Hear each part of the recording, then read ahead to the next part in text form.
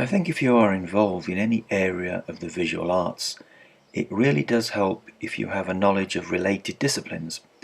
So, primarily as a painter, I am very interested in photography, hence this video channel. But also graphic design, architecture, film, theatre, dance, industrial design. All these things, as well as other non-visual forms such as music and literature, have helped me to develop not only as an artist but also, I hope, as a human being, and has undoubtedly informed and deepened my work.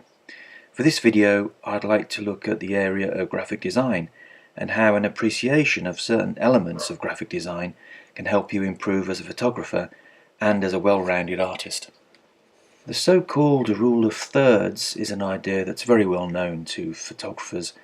In fact, it's probably the first thing that you learn when you start to explore photography and study it in any great depth. The rule of thirds basically states that a composition is often more pleasing to the eye if the subject is not placed directly in the centre of the frame but slightly off to one side, approximately a third of the way in, or if there's an horizon line, that line should be a third or two-thirds from the top or bottom rather than slap bang in the middle.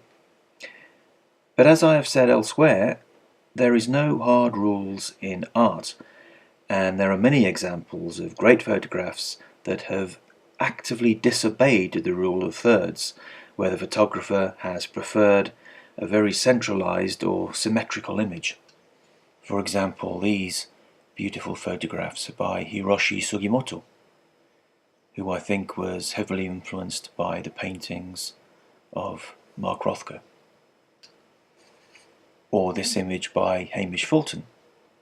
And of course there are many other examples. So the rule of thirds should be viewed as a loose guideline, a useful rule of thumb rather than an intractable iron law. But as a guideline, it's a pretty good one, and something that I use myself on many occasions. These are just a few examples. Although I've been making images for so long now, I tend to compose automatically or intuitively without always having to think of so-called rules and regulations.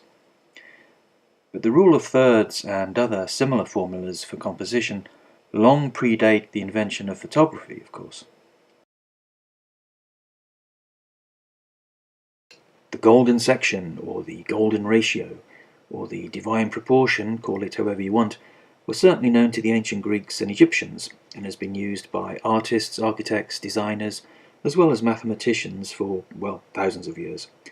It can be worked out, as here, as a Fibonacci sequence characterized by the fact that every number after the first two is the sum of the preceding ones, so that 1 plus 1 equals 2, 2 plus 1 equals 3, 3 plus 2 equals 5, 5 plus 3 equals 8, 8 plus 5 equals 13, 13 plus 8 equals 21, 21 plus 13 equals 34, etc., etc.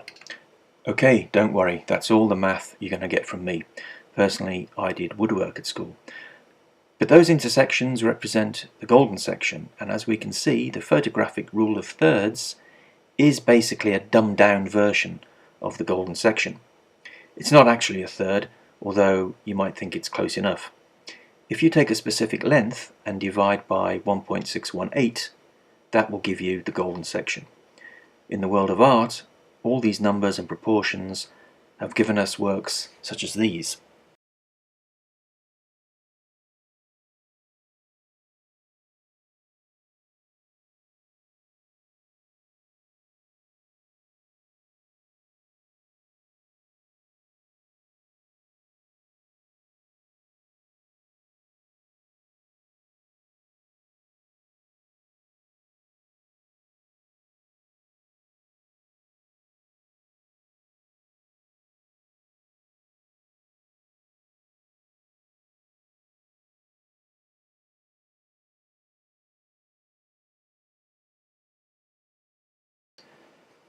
The golden section appears very often in graphic design, but if you thought that arranging text on a page was easy, then take a look at these.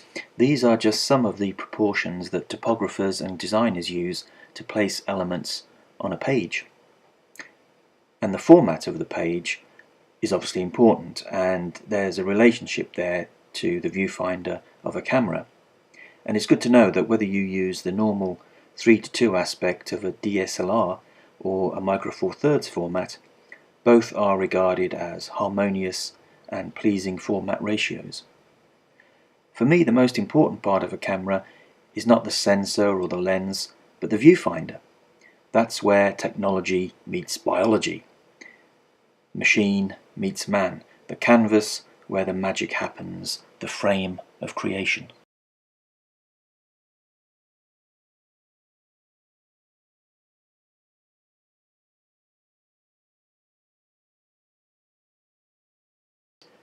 I find these designs by Josef Müller-Brockmann and Richard Paul Lohse quite wonderful and timeless. How can mere text induce such a feeling of harmony, excitement, energy, even danger on occasions?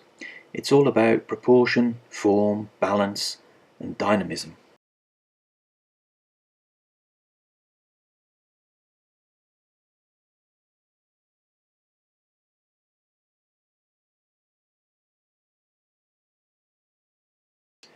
The photographer may not have the same level of control as a painter or graphic designer, but you do get to choose what appears inside the frame of your viewfinder.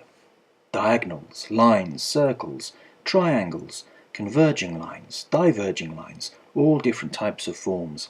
The dynamism of your image, its energy, is under your control. The mood, the intensity, or the tranquility of your image. The rule of thirds is a perfectly adequate guide, but there is so much more when we can be open to artists and writers and designers and musicians, not just other photographers doing similar work to your own.